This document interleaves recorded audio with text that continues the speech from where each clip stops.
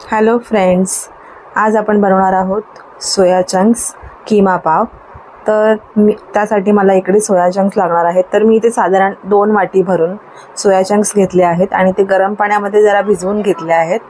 आणि आता यातलं पाणी काढून ना आपण याला मिक्सरला थोडंसं जाडसर वाटून घेऊया।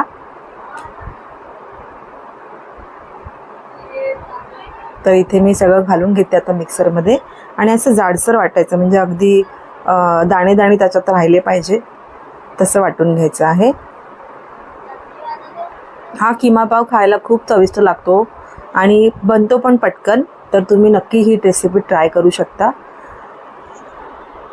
तर या पद्धतीने मी इथे हे वाटून घेतलं आहे। तर आता आपल्याला याची फोडणी करून घ्यायची आहे। तर फोडणीसाठी मला 1 कांदा आणि 2 टोमॅटो लागणार आहेत। तर हे मी सगळं चिरून घेते आहे बारीक बारीक। तर इथे माझा कांदा आणि टोमॅटो छान बारीक चिरून झाला आहे। आणि इथे अद्रक लसूणची पेस्ट मी फ्रेश वाटून घेतली आहे, ती साधारण 1 चमचा आहे। आणि 2 चमचे इथे मी गोडा मसाला घेतला आहे, तो पण घरचाच आहे।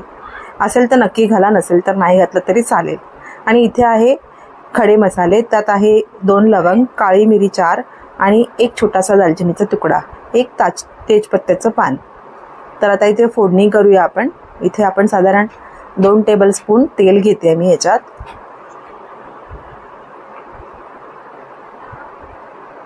आणि आधी आपण सगळ्यात आधी इथे तेजपत्ता घालूया आणि मग घालूया खडे मसाले।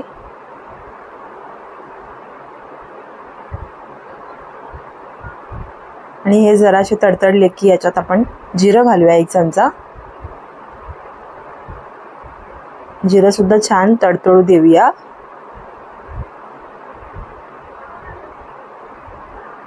गॅस इथे आपण मीडियम ठेवायचा आहे। आणि आता मी इथे बारीक चिरलेला कांदा सुद्धा घातला आहे। तर कांदा ना आपल्याला छान परतून घ्यायचा आहे।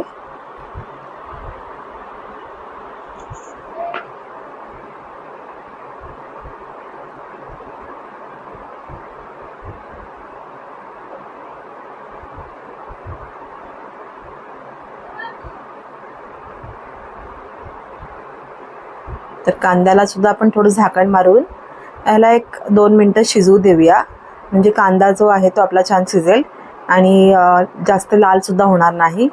तर याला आपण 1 मिनिट असं झाकण मारून ठेवून देऊया। आता कांदा सुद्धा छान आपला परतला गेला आहे।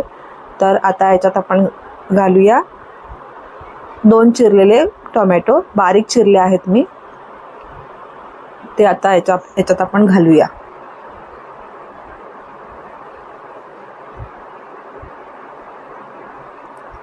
आणि आता हे टोमॅटो सुद्धा छान मऊसर होईपर्यंत ह्याला आपण परतून घेऊया।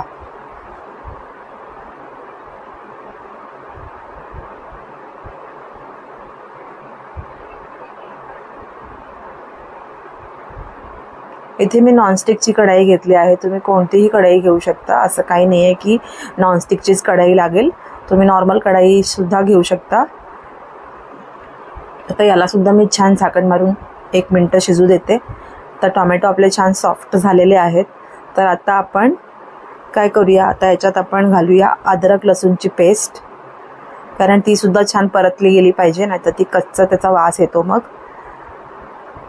आणि आधी जर घातली तर ती करपून जाते, तर त्याची चवच सगळी निघून जाते। त्यामुळे मी तर कांदा आणि टोमॅटो परतल्यानंतरच मी अद्रक लसूणची पेस्ट घालते। तर बघा इथे मी 1 चमचा साधारण अद्रक लसूणची पेस्ट घालून त्याला छान परतून घेणार आहे।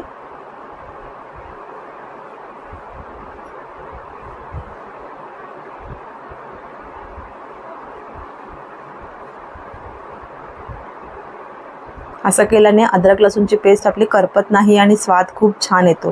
तर याला सुद्धा आपण 1 मिनिट साधारण याला झाकण मारून ठेवूया, कारण कांदा लसूणची पेस्ट सुद्धा आपली छान शिजली असायला पाहिजे म्हणून। तर इथे आता कांदा टोमॅटो अद्रक लसूणची पेस्ट छान परतून झालेली आहे। आता या स्टेजला आपण ना सगळे मसाले घालूया।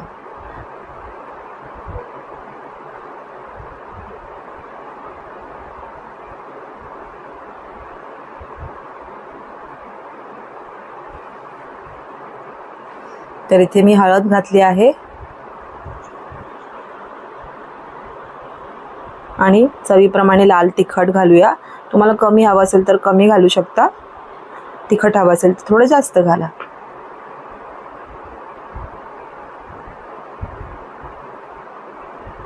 थोडीशी धणा पावडर सुद्धा घालूया, जास्त नाही, अगदी थोडीशीच घालायची. आणि इथे मी 1 चमचा गरम मसाला घातला आहे, कारण गरम मसाल्याने त्या किम्याला छान चव येते. तर गरम मसाला नक्की घाला.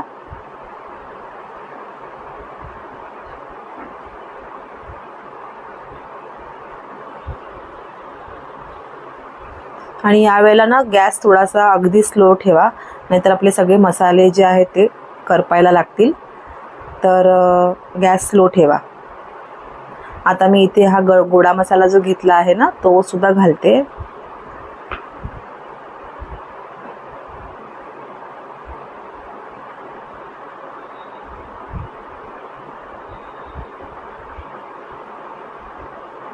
हा सुद्धा आपण छान परतून घेऊया. गोडा मसाला तर तुम्हाला माहितीच असेल कसा करतात. जर तुम्हाला याची रेसिपी हवी असेल तर मला कमेंट करून सांगा, त्याची सुद्धा रेसिपी मी टाकून देईन.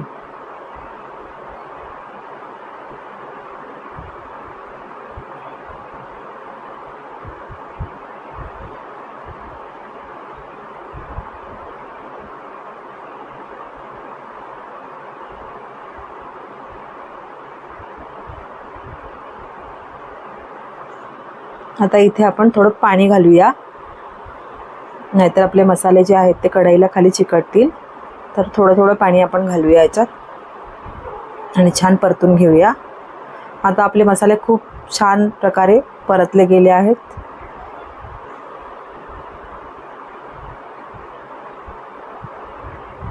थोडंसं पाणी मी आणखीन यात घातलं होतं, कारण आपला जो सोयाबीनचा किमा आहे तो सुद्धा छान शिजला गेला पाहिजे त्यासाठी. तर इथे आता मी हा किमा घालून घेते आहे आणि याला छान आपण मिक्स करून घेऊया.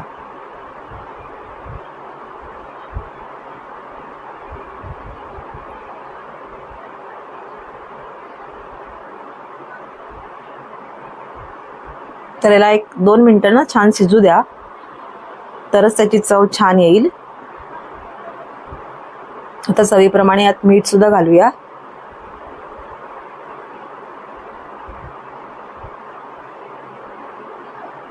आणि मिक्स करून ह्याला आपण एक वाफ काढून घेऊया.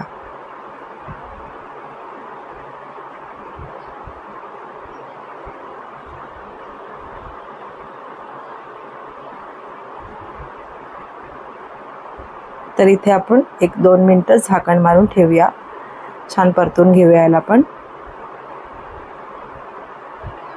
स्लो ठेवायचा गॅस, नाहीतर खाली आपला जो किमा आहे तो करपेल. तर त्यासाठी गॅस स्लो ठेवून त्याला झाकण मारून शिजवून घ्या.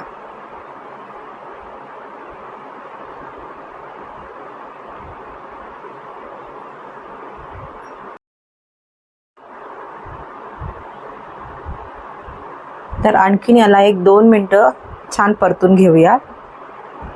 मी आणखीन 1 मिनिट याला झाकण मारून ठेवलं आहे. तर आता आपला जो किमा आहे तो छान प्रकारे शिजला गेला आहे आणि छान सुगंध येतो याचा. कोथिंबीर माझ्याकडे संपली होती त्यामुळे मी घातली नाही. जर तुमच्याकडे असेल तर नक्की घाला, आणखीन चव छान येईल.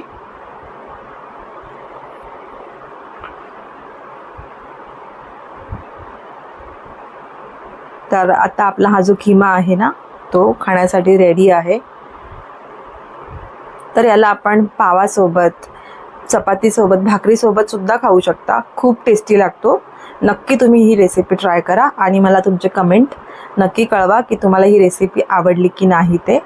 आणि जर व्हिडिओ आवडला असेल तर व्हिडिओसाठी एक लाईक नक्की करा आणि जर चॅनलला सबस्क्राईब नसेल केलं तर नक्की सबस्क्राईब करा. रेसिपी पाहण्यासाठी तुम्हा सर्वांचे खूप खूप धन्यवाद. आणि असेच रेसिपी जर तुम्हाला आणखीन पाहायचे असतील तर माझ्या चॅनलवर नेहमी राहा आणि भेटूया आपण आता नेक्स्ट व्हिडिओमध्ये नवीन एका रेसिपीसोबत. तर चला मग भेटूया. धन्यवाद.